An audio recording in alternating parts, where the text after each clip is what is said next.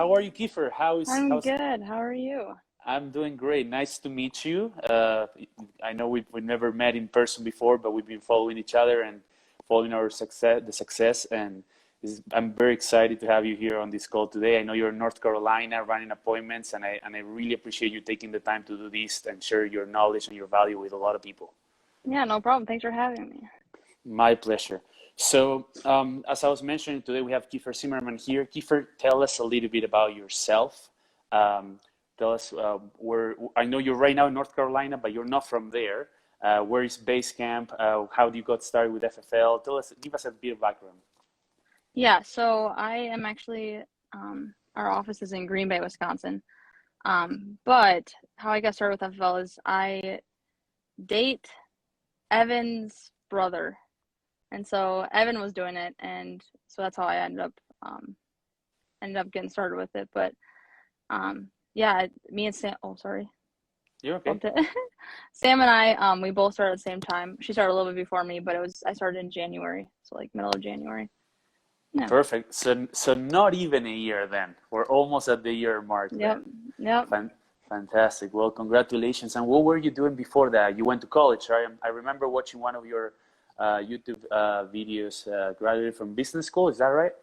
Yeah, I With went this? to school for business, yeah, and then I didn't know what I wanted to do. I was like, I came back home, 'cause I went to school in North Carolina, and I came back home, and I was like, I remember I was like applying for jobs, and I was like, I don't even know what I'm applying for. I was just trying to like find something to do, I guess, and I was interviewing for jobs, and I didn't even like the jobs I was interviewing for. I'm pretty sure I remember like during one of my interviews, the girl was like asking me about, and it was a sales job. She was asking me about sales, my first interview, and I had no idea. Like I didn't realize, I don't know, the real world, I guess. I didn't realize how important interviews were and stuff like that. So she was asking me questions. I remember I literally, some of the questions I was like, I don't know why.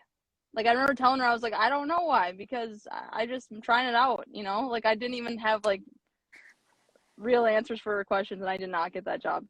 Um, but I was applying for some other jobs too, and I just decided to go back to serving because I would serve all through college and stuff like that. And honestly, you make more money serving than I was making in any of those, or any of those jobs offered anyways. So yeah. Very good. And now, if I ask you what are sales, how could you define sales nowadays in your own experience, Kiefer? What are sales? I don't even think that like what we do, I don't even think it's like sales, you know? Like that's what makes it like easier. I feel like just because it's not, I thought it was like something, the job that I was applying for, like when it was something about freight. Like I was trying to get people to um like use us for like hauling things and stuff like that, and you're cold calling people and stuff like that, and we don't do that, you know? So it makes like I'm not in sales, I guess, either, you know? I'm just calling people who ask for help, so it makes it a lot easier. I don't think I'd be good at cold calling, but Very good. That's sales 101, a family first life. We take orders of people that are requesting insurance. We're not cold calling people, which makes a lot of our life easier, right? yeah.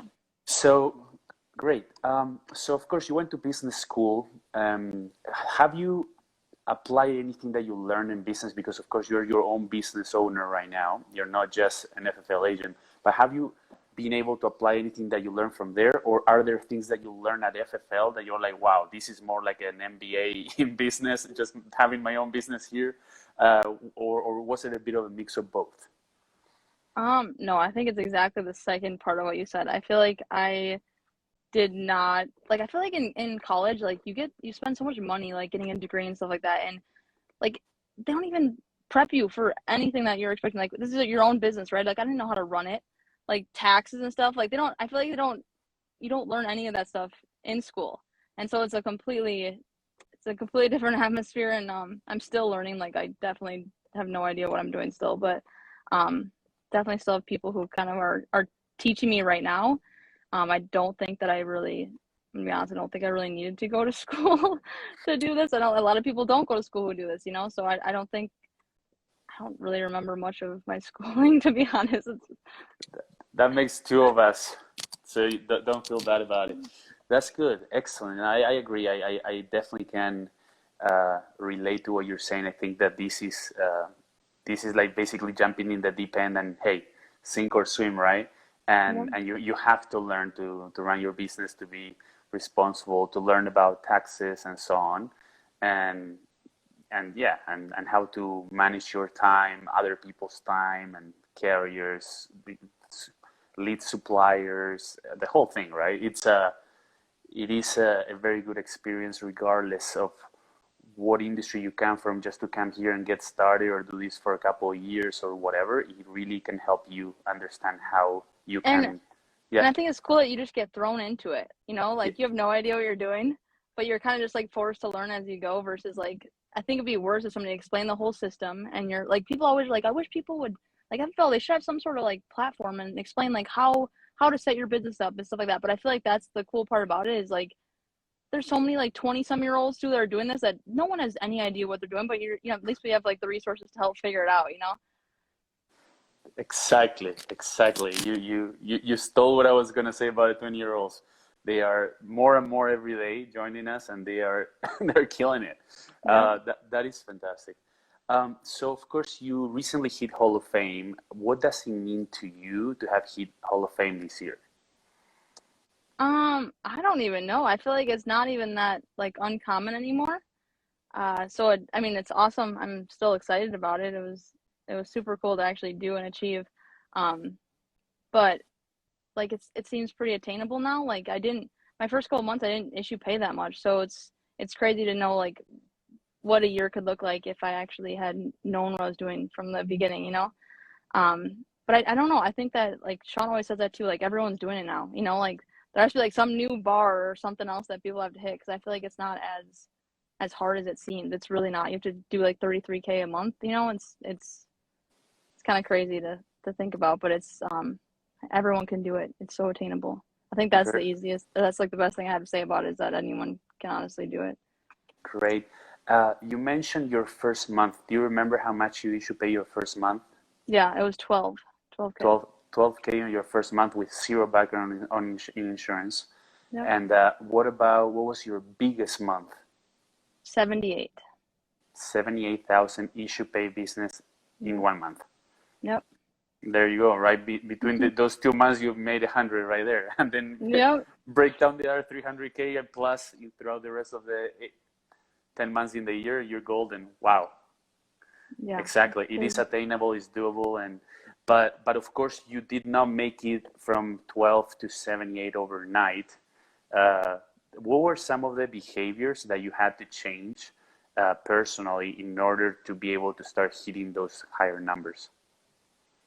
Um, I don't think I actually like I think I actually like increased over the time. So like I started off just every month I was getting better and better and I think I was just like following what other people were doing. Like I had a really good like role models in this as far as like Evan and Sam and just seeing what they're doing and like Evan had already been doing this for a year, right? So like it's easy just to watch him and watch what he's doing and then you and at the time he didn't have many agents, right? So like only person I really had to look to was him. So if he was doing that, like that's exactly what I'm gonna do. I didn't know any different either. Like I didn't even know an agent who was part-time. I didn't even know what that looked like because I was just like that's he works all the time, so that's what you're supposed to do, right? So I think just having those people that I was like above me or I don't even know above me, but working alongside me, um, definitely just helped me develop like what it's like to develop that behavior and to be a Hall of Fame producer and have that behavior set right from the beginning. And I'm super competitive, so it was easy to start competing with people right when I started. I love that. I love the competition because it's not only, even though you're 100% independent, you are competing against Evan, Sam, whoever else is on your direct team or so on, right? But other people as well, because then all of a sudden you're seeing how your name is being popping up in the actual national leaderboards and so on. So you're like, okay, I think I can be there. I think I can hang on Yeah. with the big dogs, and I love that. I love that. I love the competition behind it and to make it more entertaining. But speaking more of the behavior side of things, I know you mentioned you were copying a lot of what both Evan, Sam, and people around you were doing. What were some of the things that you personally believe that the things that you did that or that you constantly do about, for example, I don't know, having enough leads and how you go about it in order to have a good lead flow, or what time you wake up in order to get your day and your mindset ready for the day ahead, or how you prepare for a travel trip or something like that.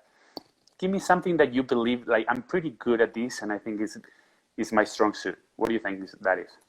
That's your strong suit, you're saying? You're No, pretty good at? Oh, which one is something that that you believe that you're pretty good at, oh. that helps you set yourself apart out of those behaviors, for example?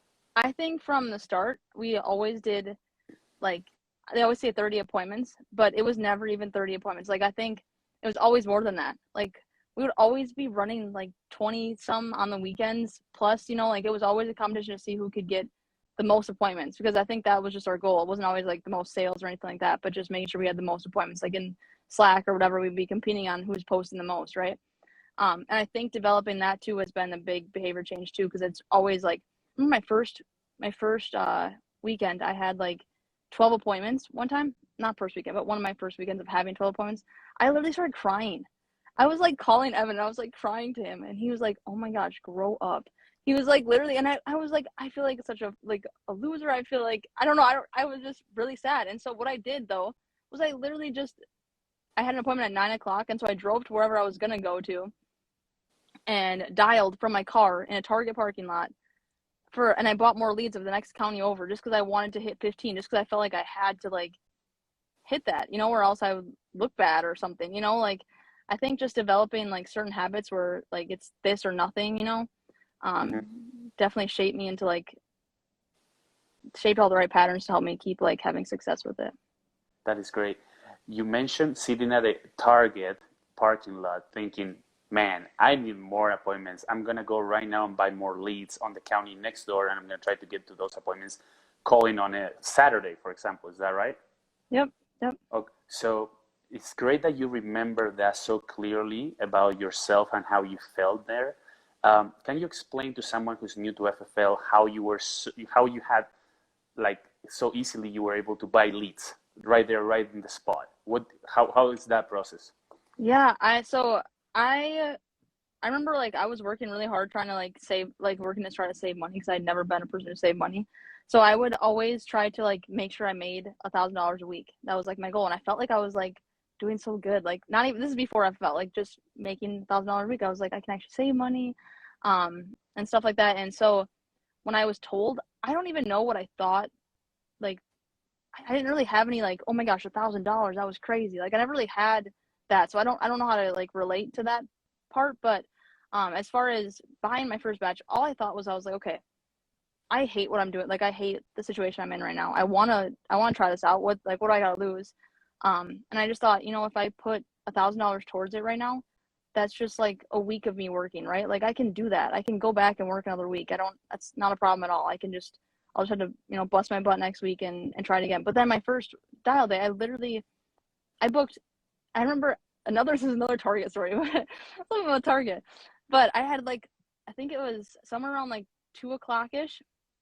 I might get in trouble for this, but I was dialing and I had like 12 or 13 appointments, and and Evan's like, oh my gosh, you have that many? Like, come on. He had just opened his office. Like, let's go to Target. Let's go. I want to get some stuff for the office, whatever. And I was like, dude, I have to get 15. Like, I can't, if I leave, then like, what am I going to do? He's like, you'll be fine. So I went, and like the whole time I'm there, I'm like, I need to get back. Like, I'm like getting so nervous, right? So anyways, I don't even know if he remembers the story, but I get back and I think I got like 14 with my batch of leads, and he like handed me a stack of his old, like super, super old mortgage, like from years. And I just went, and I didn't even call any of them because I had to like leave the office pretty soon. So I just texted all of them, and I ended up booking like another appointment through text. And then I also had texted all my internets that I went through again. So I ended up booking like 17 appointments my first dial day.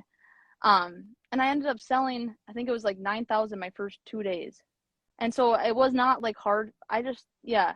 I mean, if I had less, my whole attitude would have changed, but for me, it just worked. So it was easy for me to keep buying into it.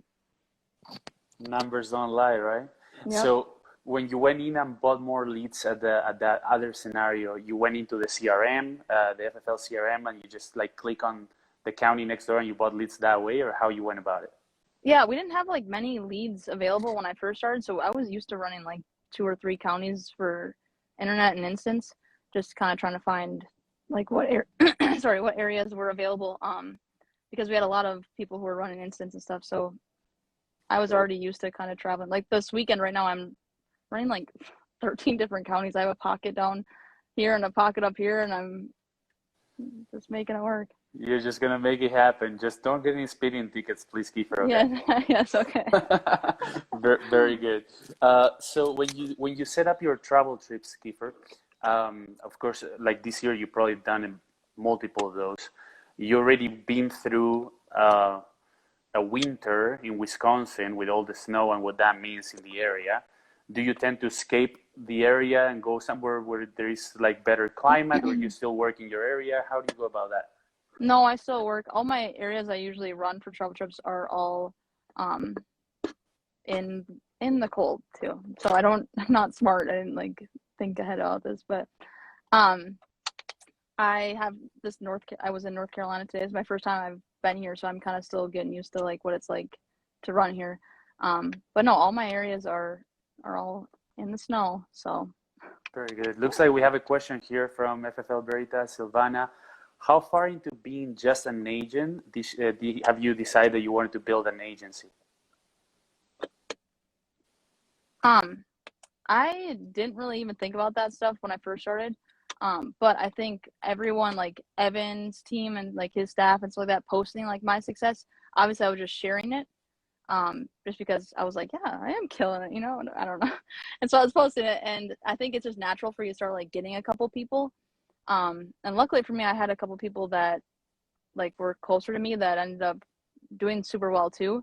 So building agency just kind of happened just from a couple people. I didn't have to like have 20, 30 people to do it. Um, so it just kind of started happening. I wasn't really recruiting right when I first started.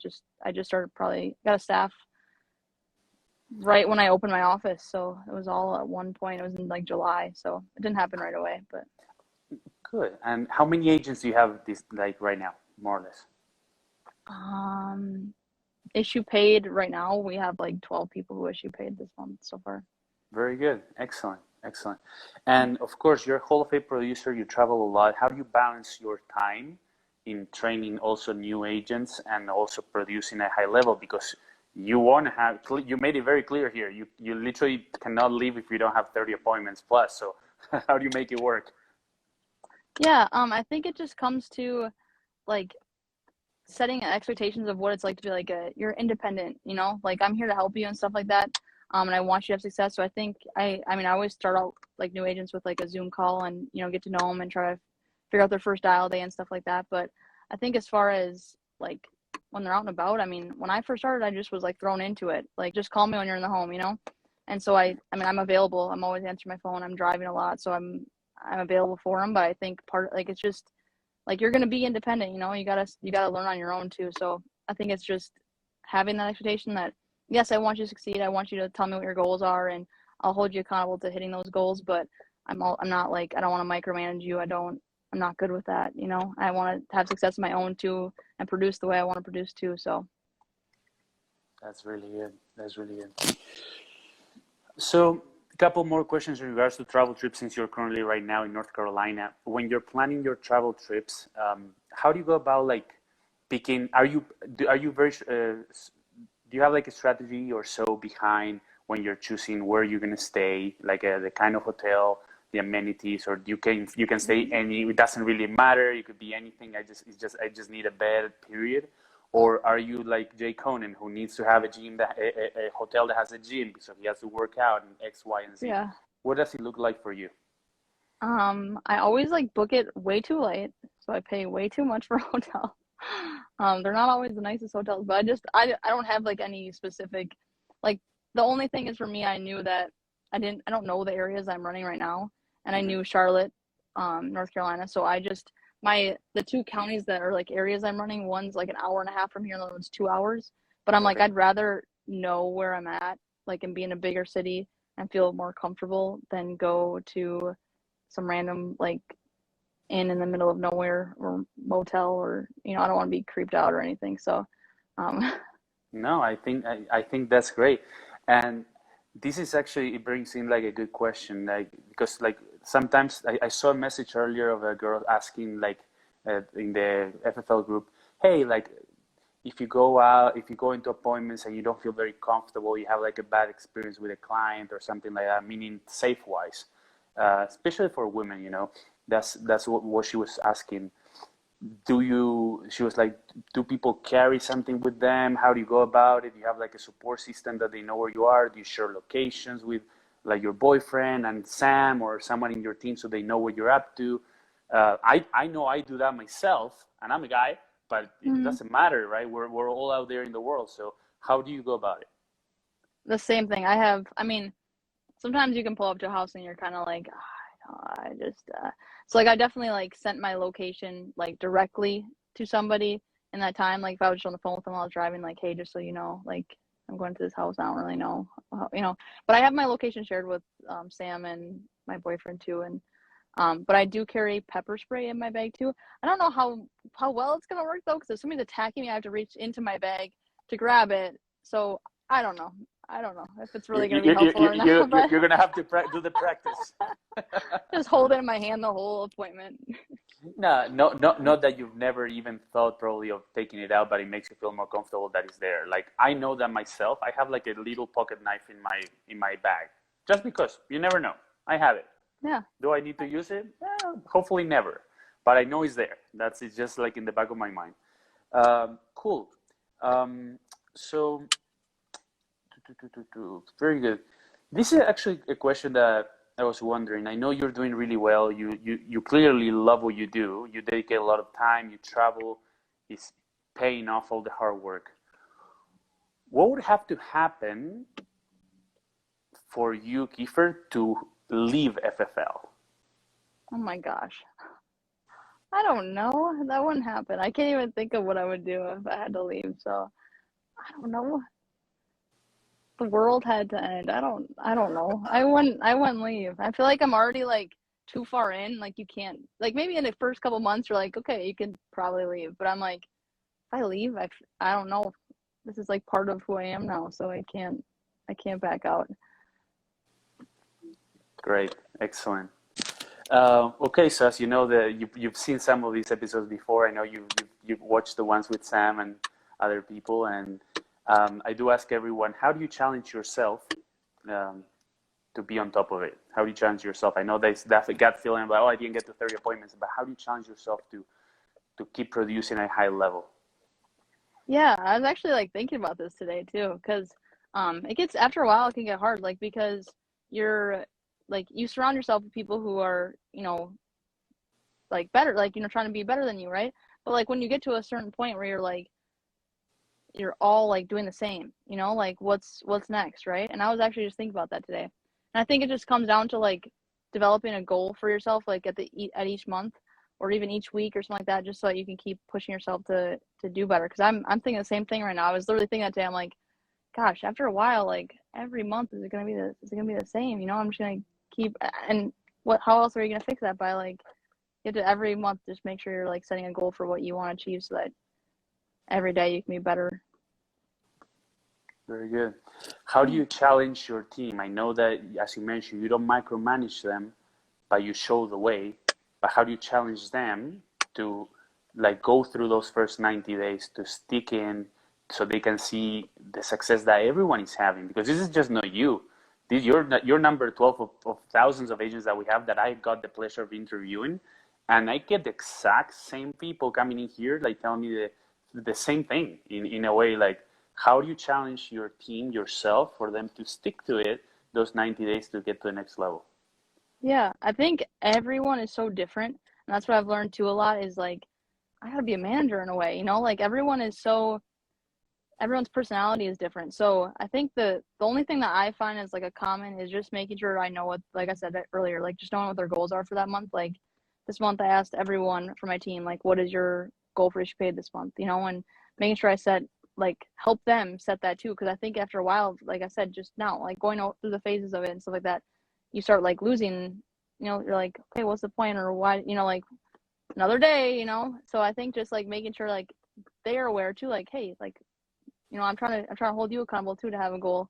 Um, and I think Brent said it one time was like we're a team, So like, my agents, I want them to be like telling me like, hey, I'm gonna help you get, I'm gonna be 10K of that this month. I'm gonna be this of that, this month. And just making sure that like we all are a team, like I'm not the whole 160 that gets issue paid, like I'm just part of it. So making sure that everyone develops goals throughout the whole month too. Tremendous. Very good. Lastly, I know you're very good at closing people. I know that I Oh heard my it from gosh. I heard it from multiple people. Yeah. That means that you challenge your clients when they're hesitant. How do you Mhm. challenge them when they have to think about it, when they're not very sure? How do you go about challenging them yourself, Keifer? How do you do it? I kind of I think it comes down to when I'm in the home, like how I set the table. I don't think I mean, I can call people out for like, saying certain things because they said earlier in the appointment, like how much this meant to them, right? Like I can give a little attitude. It's all good. But I think like I set a, like structure in the home as far as like letting them know that like I'm just an order taker, right? People always are so concerned. I tell people this people too. Like people are so concerned about the price, right? They're always like, how much is it going to cost, right? So I think something I always tell people too is I'll say that people are always concerned about price, but you can pay as much or as little as you want for coverage. It's completely up to you. I think every little like something's better than nothing, right? So I think just adding throughout the whole appointment, adding value to whatever product I'm trying to get them to go into, to let them know that even like the minimal amount is something. I'm not a big. I'm not a Easton. I'm not a Jake. I don't produce like huge volume. Like I don't do huge sales, but I think I'm just better at like better in the home and better at closing people just because I'm like making that aware that like we got to get something today, but obviously we're gonna make sure it fits within your budget too. It's not about a huge sale. Excellent. I love it. I love Yeah. it. All right. Well, we're almost done. Last thing, I don't know if you've been practicing your Spanish. You know how this Oh my goes. goodness. Okay. I know. I ask everyone to repeat this phrase, see how they go. And the first section, of course, is like, si no es ahora, ¿cuándo? Okay, you Si, gotta say it again. yeah, I'll say it again. Si no es ahora, ¿cuándo? Sinores. I don't know. Can you say one word at a time? We gotta. Si no es Si no es ahora, ahora, ¿cuándo? cuando, Desafía este momento. de Sofía, este momento. There you go. Yeah. You got Okay. it. Very good job. So as you know, this is a, if not now, when, challenge this moment. That's what we do here. We're trying to learn how people challenge themselves to be better, how we can share how we challenge ourselves, our team, the clients, so we can share this value with other people, with the viewers, with our listeners. And Keifer, you're fantastic. I know a lot of people have been talking really good things about you, and I was really looking forward to this call. So I really appreciate Thank you taking you. the time. I know you're hiring all over the nation. If anyone wants to contact you, how can they get a hold of you? Yeah, you can message me on here at Keifer Catherine, or you can text me. Don't call me, but text me. 920-857-8795. Fantastic. Well, thank you so much. And last thing for you, you get to pick the next person who's going to join me in 2 weeks. Next week, we have Dan Chernati joining us. Oh, cool. Yeah, it should be a fun Yeah. one. And who do you think should bring a lot of value into these calls for people to continue to listen when they are driving and so on? And why? Okay, I will nominate Austin Burlick. He is a newer agent. I think he's been like a little over a month, and he just issue paid like 68 or so K last month. So nominate Okay. him. Okay. Yeah. So 1 month and you should pay over I think he's been $60,000. like a month and a half. He's been here or something like that. But yeah. Still, a Yeah, month and a yeah. half. Like people work a whole year to like make that That's much what I'm money. saying though. Yeah, it's nothing anymore. Wow, you're right. Yeah, well, if you put in the work and you have the leads, like you say, it's nothing anymore, but it's that competition right there, right? Yep. So, awesome. I look forward to reaching out to Austin and setting something up for the week in between Christmas and New Year's, most likely. Next week, we have the Christmas special with Dan Chernati. Should be fun. The guy, I don't know where in the world he's right now because he's Right. probably, I don't know, in Saudi Arabia. I don't know. You never know with Dan. So, but one thing is that I do want to thank you again. I hope that you kill it this week in North Carolina. You do a really good job. I wish you a Merry Christmas, Happy Holidays, Happy New Thank Year's, and you. so on. And it's been an absolute pleasure, Kiefer. Thank you so much for taking your time for Yeah. joining me today. Thank you for having me. It was so nice to meet you. Same. Take care. Have a good rest of your day, all right? Bye bye. Bye-bye. Well, thank you so much, everyone, for joining me and Kiefer on this 12th episode of Challenge This Moment. It was packed with value. If you just joined in, I highly recommend having a listen. I'm going to upload it back into the Instagram on FFL Stay. You can take a look at it, listen to it again. And you can also find it on the Apple Podcast as well as Spotify on at Challenge This Moment. Next week, we have Dan Chernati. We're going to be talking a lot about working and traveling remotely. I know a lot of people want to hear about that. So it gives you the freedom to work from anywhere. And once again, thank you for joining me. If you're not here next week, happy holidays. Stay safe out there and have a good rest of your day. Bye-bye.